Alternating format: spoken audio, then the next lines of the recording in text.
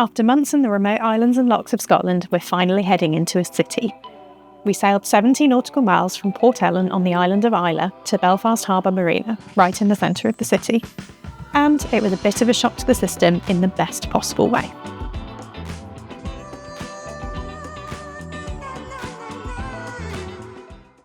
Time to leave Scotland. It's 5 a.m. and we are about to sail for 15 hours to Belfast.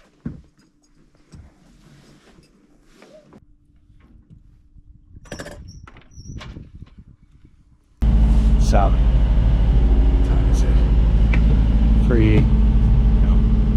5:30. Sun's just coming up. We're leaving Port Ellen, and the wind is blowing the smoke from the whiskey distillery offshore, and it's very strong, extremely hazy smell out in the middle of the ocean. It's very strange. I thought there was something wrong with the engine to begin with.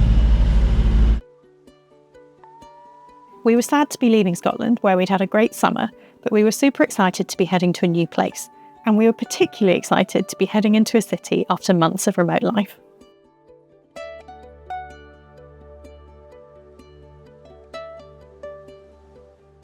Cheers.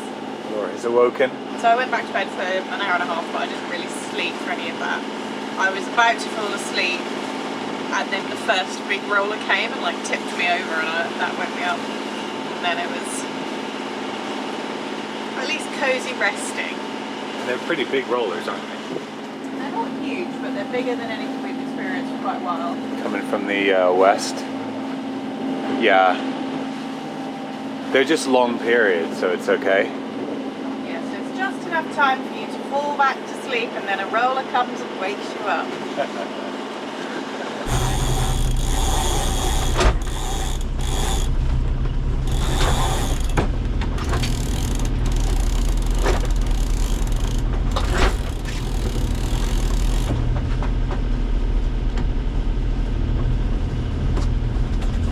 Yeah.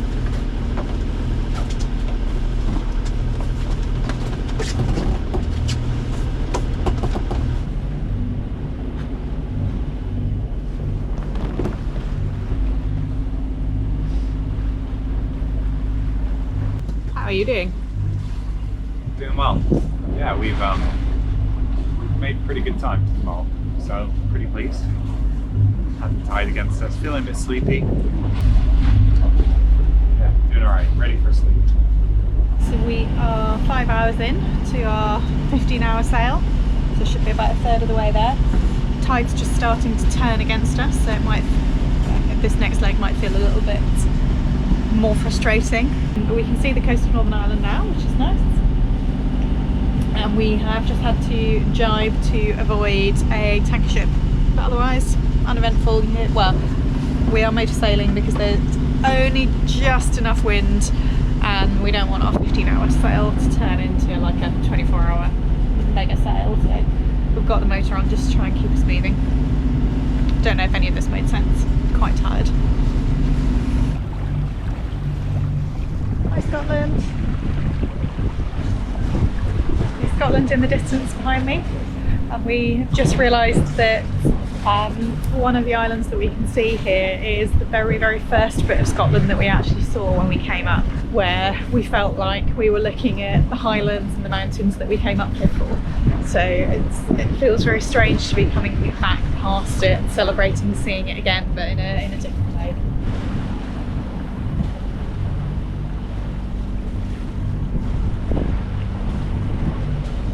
Laura's in her natural habitat. She's a cocoon.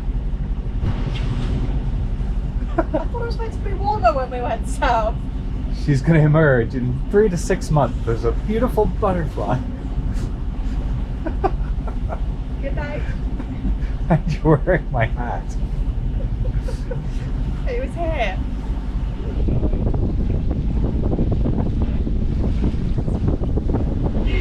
Correction on the land superfast will overtake on your starboard side. Yep, no problem, thank you. Have a good day. It's been like 15 minutes of that non-stop. I think they finally figured it out. Yeah. From the far GPS. So we are just entering Belfast, Lough, don't know, the entrance into Belfast Harbour. And there is an absolute ton of shipping and ferries, and there's one like teeny tiny little channel that everyone has to go through.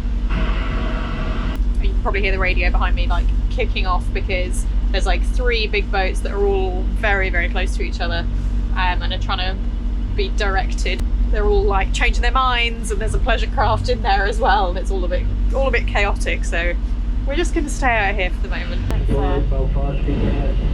chaos. You can reduce your speed.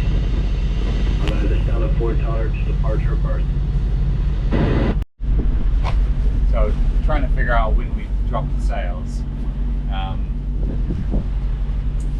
mean, I think we should definitely just generally slow down and let all of that carnage settle. But I think we can go in a little bit more.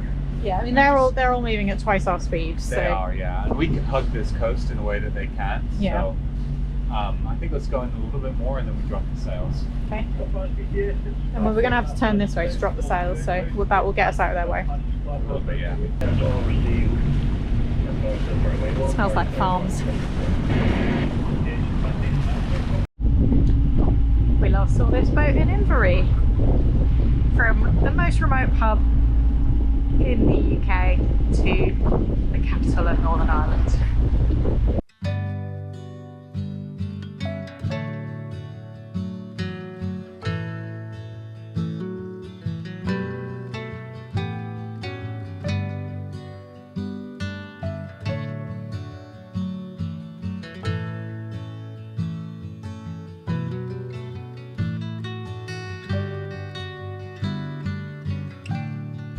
Was that no to Irish whiskey?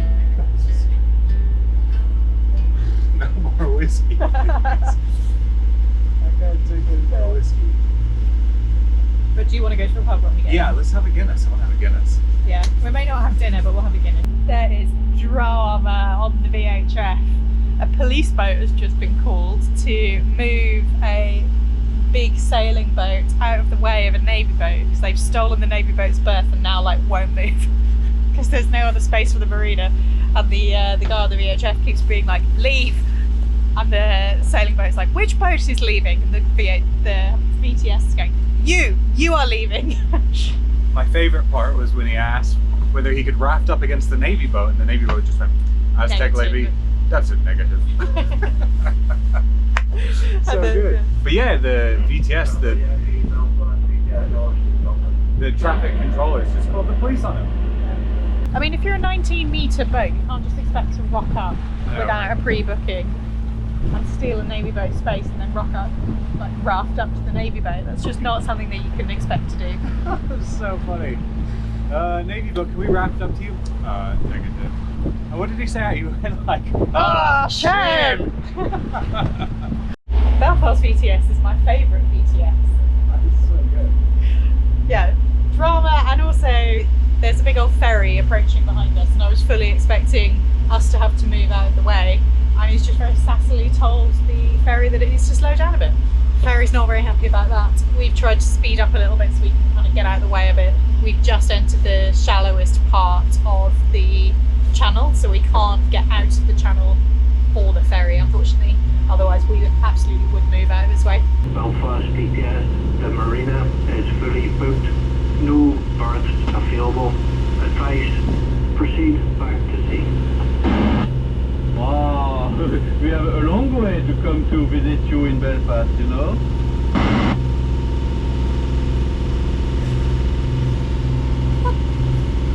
There's no berths available. Advice, pre-book your arrival. This is so sassy, it's great. Belfast PTS, instruction, depart the port. Instruction, leave the harbour. Many thanks for your welcome. I'm just leaving now. Wow. Meanwhile, this ferry is very pissed off that it's having to go at 5 knots.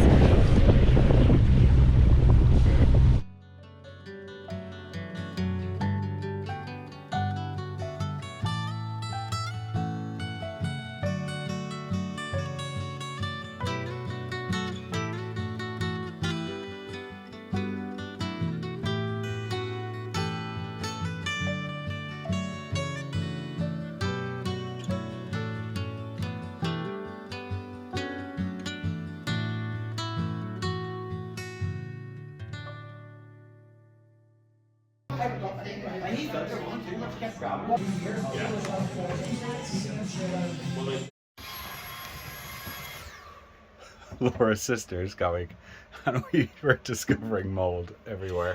Yeah, so everything's out, and we're trying to clean and like make the bed, and Helen's like 45 minutes away. I haven't showered yet. After cleaning up all the mould just in time for my sister to arrive, we headed to the Titanic Exhibition. The Titanic was built in Belfast, something none of us realised before coming here, but we're pleased to learn. Spirits were high as we started our tour, particularly when we realised that there was a ride in the museum. Emma Brothers after me. And you should be the largest positive ship in the world. But we didn't call. The experience transitioned really well from showing how the ship was built and how proud of their work the Belfast shipbuilders were, to more emotive installations about the disaster and commemorating those lost.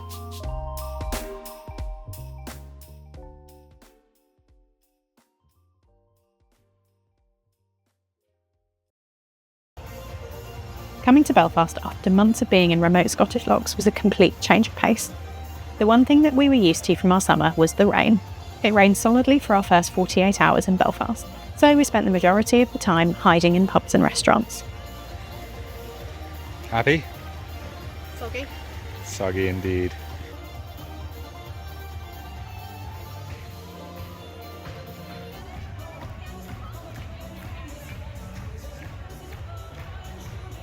While the food in Scotland on the whole was pretty good, it was all very similar. We launched into the variety of food available in Belfast, with poutine, Mexican, Italian, Asian fusion, and more Canadian. Okay, that last one wasn't actually in Belfast, but it was on the way to Giant's Causeway, a site that we'd hoped to get some good weather for. But as you can see from the footage, we obviously didn't. We're all having an amazing time. Yeah. Right, we've come to visit Giant's Causeway today. It's raining. That's it.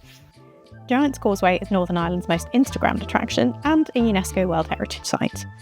I'm not sure what I was expecting, but it really surprised me that it was free and that we could just wander all over it.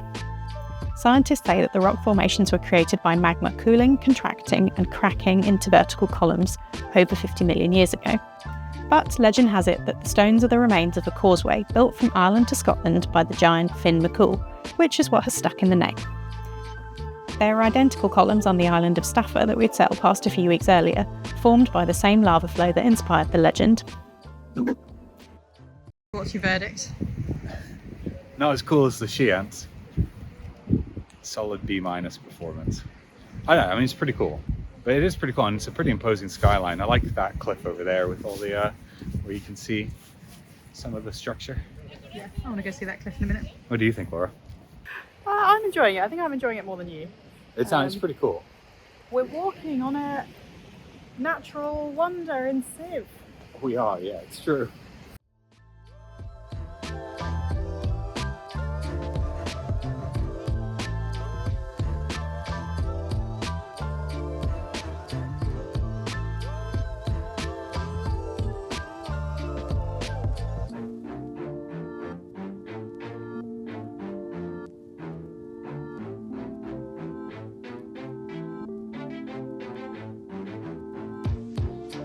All of that exploring had made us hungry and in need of somewhere to dry out, so we headed into Bushmills for lunch. We found a deli and bakery which sold some of the best cheese toasties we've ever had. Laura's in her natural habitat. Contemplating.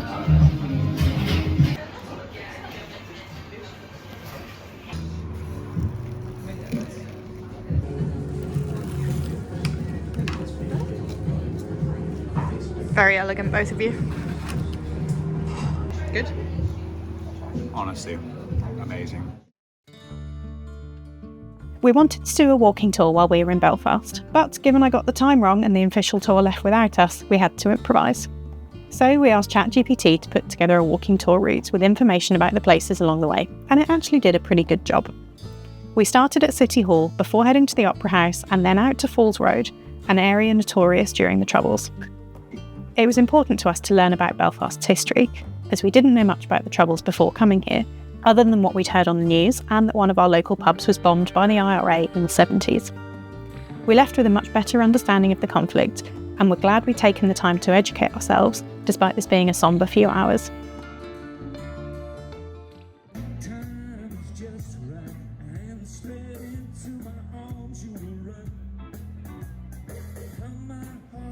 On our final morning in Belfast, we headed to St George's Market, open every Friday, Saturday and Sunday, with slightly different stalls each day.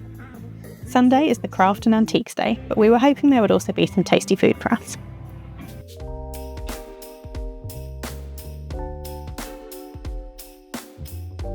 We found some lunch and then hit the jackpot at greengrocers.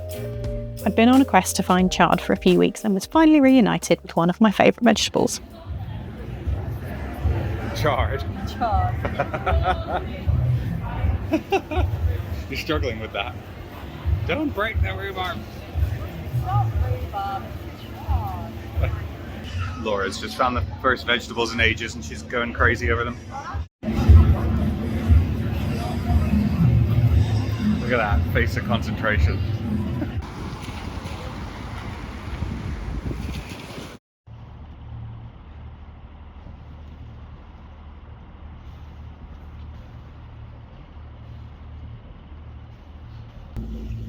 We just left Belfast Harbour.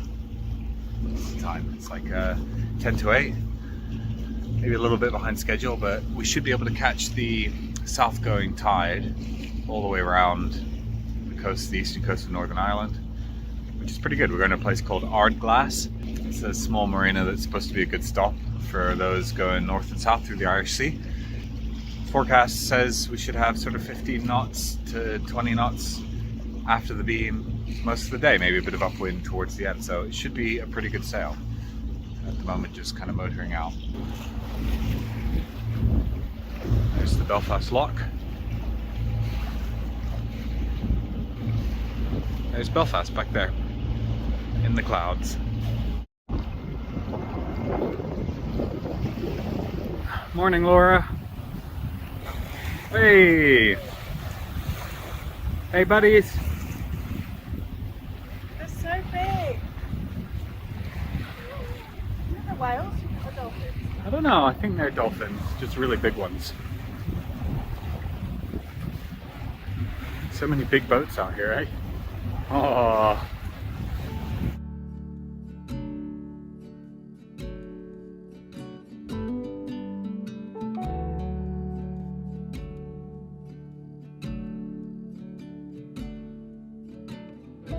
This last bit's been pretty crap. The tide has turned against us and the wind was sort of more on the nose than we were hoping. So it's been wavy and slow and generally horrible. We're doing 3.6 knots into about 18 knots of breeze. Turn the engine on just to help us get that last little bit. The little bit of upwind sailing that we'd seen in the forecast turned out to be 2 hours of smashing into waves, but we made it into Ardglass safely and checked out the sights. Thanks for watching. Next time we head back down the Irish Sea, a passage that we were hoping would be easier than our sail northwards, but turned out to be our most challenging yet.